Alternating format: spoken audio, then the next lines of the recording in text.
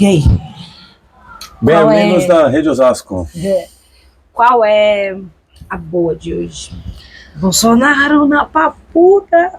O que mais? Bolsonaro na papuda. A treta Irã, Estados Unidos. Eu disse a boa. A boa é que ninguém matou ninguém. Ainda ninguém deu um tiro. Essa é boa. Essa é boa. Porque, né? São muitas potências juntas aí. A treta é forte. E são várias formas de enxergar, né? Então, a verdade está se perdendo aí no meio das narrativas. Não dá para ter certeza do que vai acontecer, do que é. Mas tem vários pontos de vista, né? Então vamos ficar atento ao que está acontecendo para não ter um olhar segmentado, né? A gente falou disso um pouquinho mais cedo, né? A gente não sabe os segredos que cada potência esconde também, né? E a questão que fica clara é a questão geopolítica, né? Entendeu o lance das rotas de navegação, de mercadoria, de áreas de zonas de influência. Então, olhando para os princípios básicos, né, de como essa geopolítica se organiza e por quê, né, onde estão os interesses de cada um, a gente consegue ter um olhar um pouco mais distante, assim, né, ouvindo os comentaristas e conseguindo formular aí uma opinião um pouco mais de elementos, né, estruturais, enfim, de motivações, né, porque só o narcotráfico não é, né, a invasão da Venezuela, por exemplo. Tem nada a ver com narcotráfico, na verdade, né? Aí você vai ver a criação da riqueza dos britânicos, de boa parte dos milionários americanos, foi através da venda de ópio para a China. Então, é uma pauta moral, é uma pauta econômica. Será que direita e esquerda tem muito a ver ou é controle, venda, enfim, parcerias estratégicas, né? O próprio Trump falou, deixou explícito já que é uma questão por causa do petróleo, ponto, né? Ele quer dominar, inclusive, e tem aí uma articulação forte rolando. Não sei como que tá, não ouvi nos últimos dias mais nada do assunto, mas falando sobre o Rio Grande do Norte e qual que mais? Alcântara? Não. É Natal, né? Natal e... São dois lugares que diz o Trump que é dele. Já queria tomar, já. As bases militares. Tudo dele. Ai. Foram feitos na Segunda Guerra, né? É foda. É uma loucura, é uma loucura. O fato é que o Brasil é importante, né? No cenário global. Longe de toda a síndrome de vira-lata, quando a gente vai olhar, a gente é uma potência regional, né? E é uma potência com autonomia em várias áreas estratégicas, né? Produção de petróleo. A Venezuela estatizou, a gente criou uma estatal para explorar, né? Tem diferenças significativas aí, né? A mesma parte da defesa, a nossa costa, né? A Amazônia Azul, a tal da Amazônia Azul, né? Que tem terras raras, biodiversidade, água. A gente produz medicamentos que só conseguem ser extraídos na Amazônia. A gente produz não, né? O mundo produz, a gente também produz, a gente tem aqui o Instituto Butantan, inclusive, que é, um pensamento de ponta no assunto, assim, que é referência em vacina, que é referência em vários aspectos. A Fiocruz, que é nacional quando também. Na pandemia estavam questionando, inclusive, o Butantan, do por que queriam fazer no Brasil a distribuição de vacinas, e foi a mesma que a gente acabou usando. Não era porque era uma experiência genética, igual os terraplanistas e delirantes bolsonaristas falavam. É por causa do potencial, inclusive, que tinha do Butantan transformar isso numa... Mano, a gente já tá anos-luz à frente. Se a gente fala de autonomia, né, a gente tem autonomia de produzir nossos próprios medicamentos, né? Não comprou de ninguém, não ficou dependente da vacina dos Estados Unidos, por exemplo. Quantos milhões, bilhões de dólares não ia para comprar vacina se a gente não produzisse aqui, né? Custo mais barato e, além de tudo, o domínio da tecnologia, né? Das patentes e tal. Então a gente tem uma área de produção científica que é incrível no Brasil, assim. Eu tô redescobrindo o Brasil nas suas potencialidades, tô super fã, assim, de ser brasileiro, né? A gente tá em várias áreas de ponta no mundo. Isso é soberania. Soberania. Isso é o sentimento da gente ter pertencimento, nacionalismo. Esse é o sentimento. Porque você sabe a história, sabe a trajetória, sabe a potência, né? Sim. Você reconhece o que é importante, o que a gente é potência em muitas coisas. Recentemente a gente estava estudando sobre quem? O Sensor do Lavu. Sensor do Lavu. Importantíssimo para o Brasil. Ele é reconhecido na aviação brasileira, em termos de ser o primeiro voo da América Latina em Osasco. Né? Isso não é pouca coisa. Né? O mesmo cara que desenvolveu o câmbio automático, ele gerou várias patentes assim, de descobertas. Né? E a gente não conhece a história. O Brasil não conhece a história, né? do sensor, e Osasco menos ainda. E Osasco menos ainda. Quem conhece a história toda, né, que vai lá atrás e tudo mais, e que a gente, quais referências que a gente tem na cidade, inclusive, que estimule a saber dessa história. Você sabe da história, você vai num lugar, por exemplo, vamos falar de outras cidades que tem aí cultura na rua que a gente consegue achar perto da história. A gente teve recentemente no Rio de Janeiro. O Rio de Janeiro tem um monte de museu, não sei o que, caramba, que conta a história.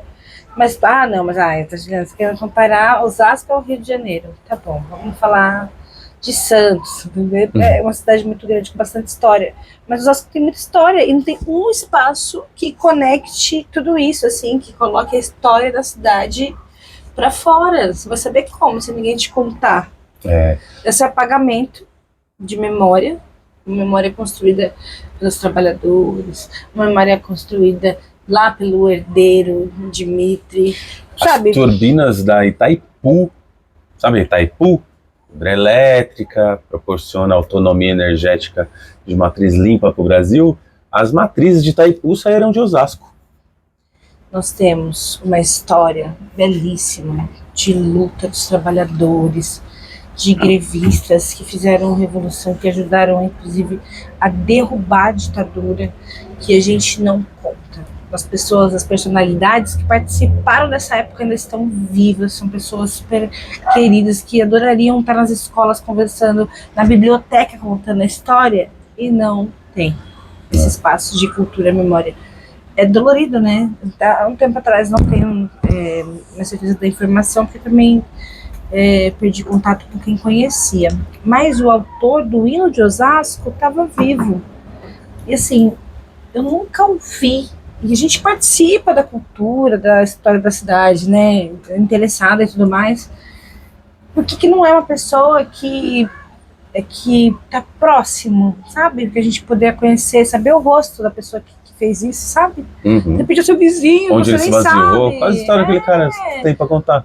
Pô, né? Tem muita coisa bacana. Tem uma galera aqui que faz esse trabalho de memória, de resgate e tudo mais. E que também não é valorizado, né? Ninguém tem a cultura, infelizmente, na cidade ainda sofre muitos golpes. Valoriza-se muito, que é o que a gente chama da cultura vira-lata, né? De fora, e a gente tá falando de fora de outras cidades, mas também de outros países, enfim, e a gente esquece da nossa própria bolha. E eu acho que é um lance muito assim também, né? Meio que síndrome de vira-lata osasquense, né? Que conhece Osasco por assalto. Tô vendo as publicações do Instagram assim, cuidado com o celular em Osasco e tal. E não sei o que, tipo, cidade criminosa, tal, não sei o que. E o gringo com cachorro-quente? O gringo comendo cachorro-quente. Então, tipo, e fora essa parte, né, do imaginário de Osasco, tem muita história, né, uma história real, história inspiradora, né, história de desenvolvimento mesmo, né, de ousadia, de impulsionar também a separação, como as pessoas se organizavam, né? E eu acho que é isso, né, a gente foi ensinado a esperar muito do outro, né? A cobrança ela é super importante, mas esperar que alguém venha e resolva, né? Um grupo se organize e faça. Aí é outra síndrome.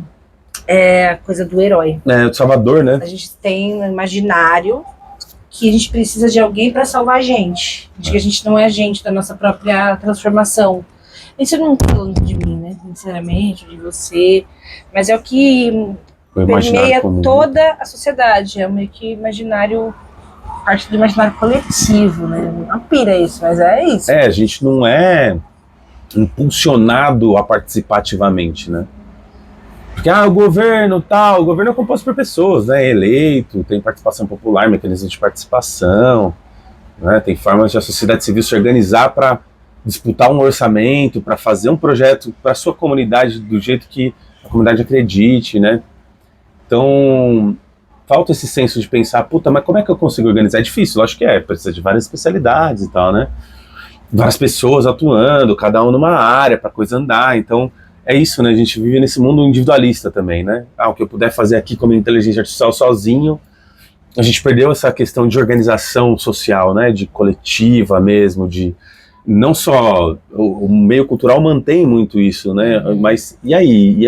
E a saúde, por exemplo?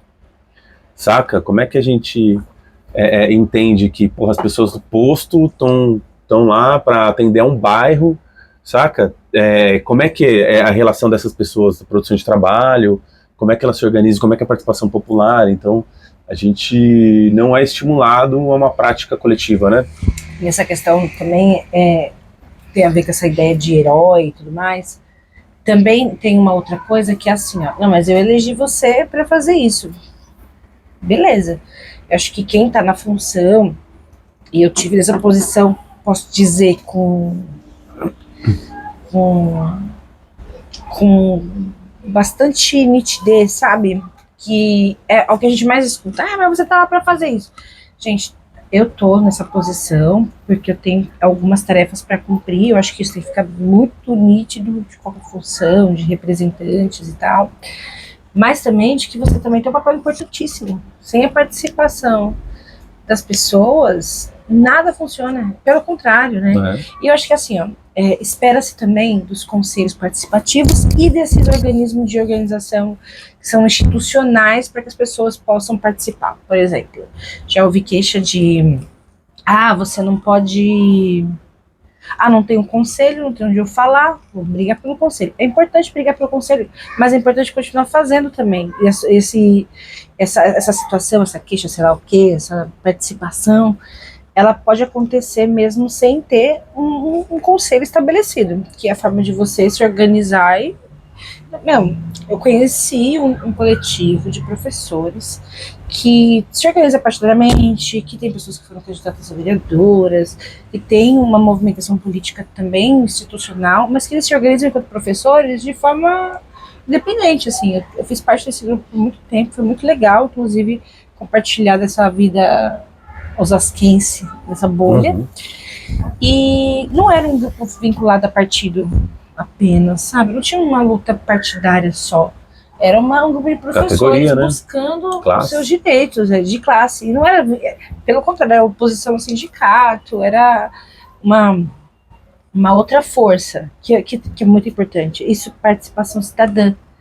Você se organizar, mesmo que com poucas pessoas, com o seu bairro, com a sua rua, com seus vizinhos, né? A senhora que dança lá no parque, que juntou com a outra que caminha, que vão fazer suas reivindicações diárias, e é cotidiano, é sempre, enfim. Sim. Né? Eu acho que uma coisa que essa experiência legislativa, mas também as experiências anteriores que a gente teve enquanto cidadã, que foi que nos levou que chegou até esse espaço, ela traz essa nitidez também, sabe, da importância que tem essa participação. Primeiro que senão a gente não sabe quantas pessoas muito próximas a mim não falaram assim pra mim: você não vai fazer nada? Eu falo: não tô nem sabendo do que aconteceu. Porque a gente não tem olho em todo lugar e não fica sabendo das coisas no detalhe. Às vezes a gente fica sabendo como uma fofoca, assim, né? Porque a gente não consegue estar em todo lugar. Isso é meio que... Eu acho que, assim, cada coisa no seu lugar, né? Muitos movimentos sociais criaram as estruturas institucionais, né? E não o contrário. Ela só existe, o conselho só existe porque pessoas se organizaram para brigar por isso, né? Para ter uma participação nisso. Então, muitos grupos, coletivos, uma vereança que seja combativa, ela não consegue estar em todos os lugares de fato, né? Mas imagina, se tem vários grupos de movimento social organizados, trazendo as demandas, tendo respaldo. Não dá pra fazer isso porque é lei. Pô, então o vereador faz o quê? Ele faz a lei. Não tá acontecendo por isso, então vai investigar. Entende? Não é uma de cima para baixo, é uma continuação do processo, né? Então o mandato não é um fim em si mesmo, ele é uma possibilidade de ampliação da atuação de quem está na base, né? Quem está na base, quem está se organizando, né? Acho que tem mais peso, mais legitimidade, porque as demandas estão vindo de quem está vivendo de fato, construindo e chegando até as limitações daquela organização, né? Ó, a gente foi até aqui na unha, a gente precisa disso, tem tudo isso para construir. Então, quais são os passos que o poder público, qual a responsabilidade do poder público, qual que é a possibilidade?